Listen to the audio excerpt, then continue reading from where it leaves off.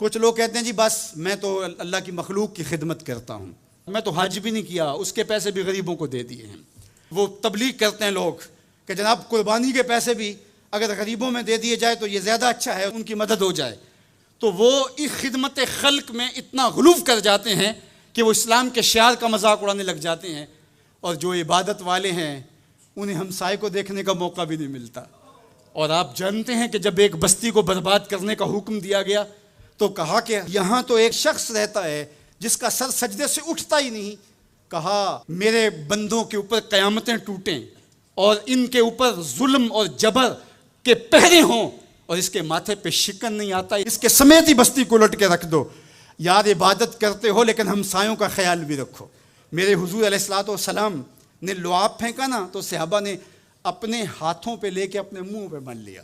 آپ نے عشق اور محبت کی لوک داستانیں بڑی سنی ہوں گی، لوگوں نے نہریں بھی کھودیں، لوگوں نے محبوبوں کے لیے کیا کچھ نہیں کیا، لیکن آج تک آپ کو ایسا نہیں ملا ہوگا کسی محب نے محبوب کا لعاب بھی چاٹا ہو۔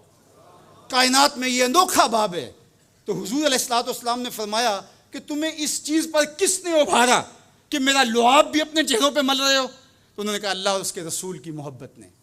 تو میرے حضور نے اس کی نفی نہیں کی، لیکن ساتھ ہی فرمایا اگر کوئی چاہتا ہے کہ اللہ اس کے رسول سے محبت کرے اور اللہ اور اس کا رسول اس سے محبت کرے تو وہ ہمسایوں کے حقوق کا خیال رکھے۔ یعنی تمہارا یہ پہلو بھی، تم عاشق رسول بھی ہو لیکن ہمسایوں کا بھی تو خیال رکھو۔ تمہارے گھر پہ جھنڈا تو لگا ہے حضور کے میلاد کا، لیکن اگر ہمسایوں کے گھر میں اندھیرا ہے تو یار اپنے گھر میں اس سال اگر چراغاں نہیں کر سکے، غریب ہمسائے کا میٹر کٹ گیا اس کا بل دے دو، آمنہ کا لال زیادہ خوش ہوگا، میلاد والا رسول زیادہ خوش ہوگا۔ اس لیے دونوں پلڑے برابر رکھو، نہ تو عبادات کے زعم میں تم خدمت خلق کو اور ہمسایوں کے حقوق کو اور رشتہ داروں کے حقوق کو بھول جاؤ، اور نہ یہ کہ تم خدمت خلق کے نام پہ عبادات کا مذاق اڑانے لگو۔ وَكَذَلِكَ جَعَلْنَاكُمْ أُمَّةً وَسَطًا۔ ادارت المصطفیٰ دونوں بازوؤں کے ساتھ اڑنے کی فکر رکھتا ہے اور امت وسط کے مزاج کو لوگوں میں راسخ کرنا شروع ہوتا ہے۔ ظاہر ہے جب کبھی اس بازو پہ زور پڑے تو کبھی اس بازو پہ زور پڑے تو بازو جھکنے لگتے ہیں، تو میرا اللہ مدد کرتا ہے، نصرت دیتا ہے۔ تو کبھی ہمارے کسی بازو پہ فتویٰ بھی آ کے جو ہے وہ زور ڈالتا ہے، کبھی کسی فتوے کا میزائل لگتا ہے، لیکن ہم تو بلے شاہ کی بولی میں کہتے ہیں بلے آلو کی تینوں کافر کافر آکھن تو آہو آہو آکھ۔ ہمارا کام الجھنا تھوڑا ہے، ہم نے تو آگے بڑھتے ہی چلے جانا ہے، اور ہماری منزل تو مدینہ ہے، ہم نے تو اس کی طرف عازم سفر رہنا ہے۔ ادارت المصطفیٰ ایک فکر کا نام ہے، اور وہ فکر جو مدینے کی ضیاؤں سے پھوٹتی ہے، گنبد خضرا کے جمال کی روشنی ہے، اور وہ مصطفی نہیں ہو سکتا جس کے دونوں بازو میں سے ایک بازو شل ہو۔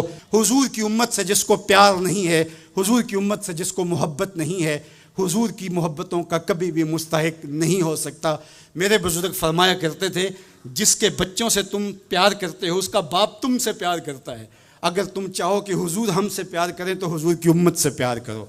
تو ایک امت بنو، دوسرا امت وسط بنو، تو پھر دیکھنا تمہاری شاہین صفت پرواز اس کو کوئی چھو بھی نہیں سکے گا۔ تم پھر بڑھتے رہو گے اور تمہارا بڑھنا منزل آشنا ہوگا، اور تو راہ نورد شوق ہے منزل نہ کر قبول، لیلا بھی ہم نشیں ہو تو محمل نہ کر قبول۔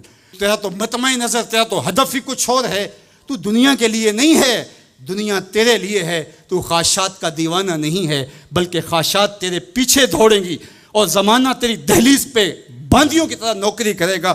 من کان للہ کان اللہ لہو، تو ان کا ہو کے دیکھ، زمانہ تیرا ہو جائے گا۔